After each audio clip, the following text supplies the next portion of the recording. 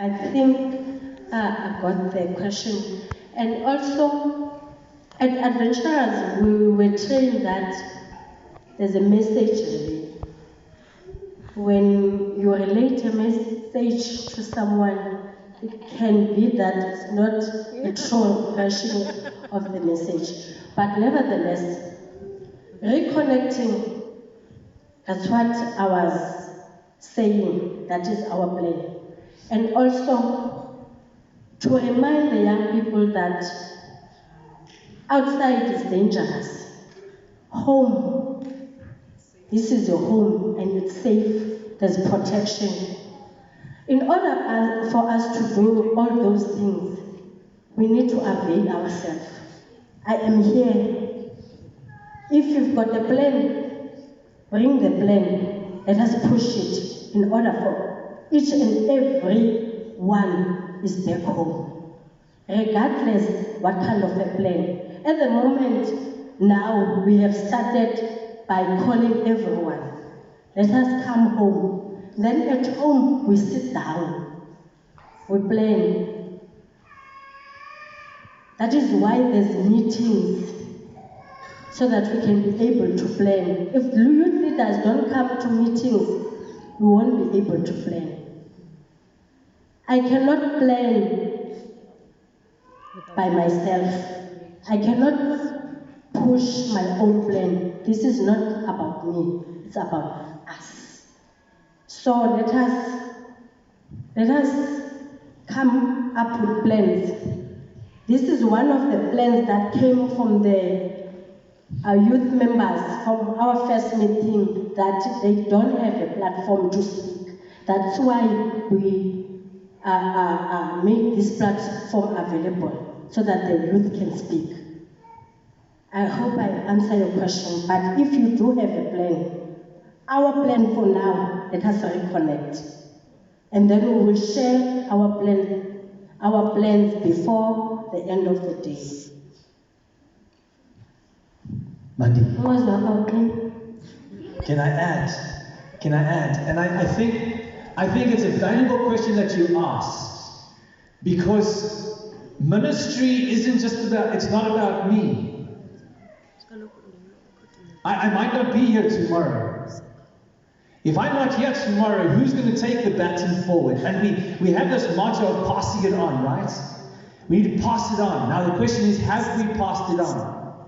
And I want to say this is part of our plan. We need to ensure that we are passing the ministry on to the next person. Because when we do that, guess what happens? I've made a connection. I've networked. I'm using my talents to ignite someone else. It's not my plan, but it is my plan. I don't know what's happening in your brain. I don't know what's happening in your mind. And I think the YCOM, we want to hear what you have in mind for your local church. It's interesting because if I look at our region, we might only have about 50 young adults clubs running out of 260. Now here's the thing, people might say it's the office's responsibility to go and ignite those clubs, right? That's what I hear often. Pastor, where are you? Where are you, Pastor? Ladies and gentlemen, every single week, every single day, I'm busy working regarding the youth ministry in a certain area, and you might be saying, where are you? I want to challenge you at your local church, because if the conference falls, the church cannot fall. Are you with me? And I'm talking about that emergency protocol. If the conference falls, will the local church fall?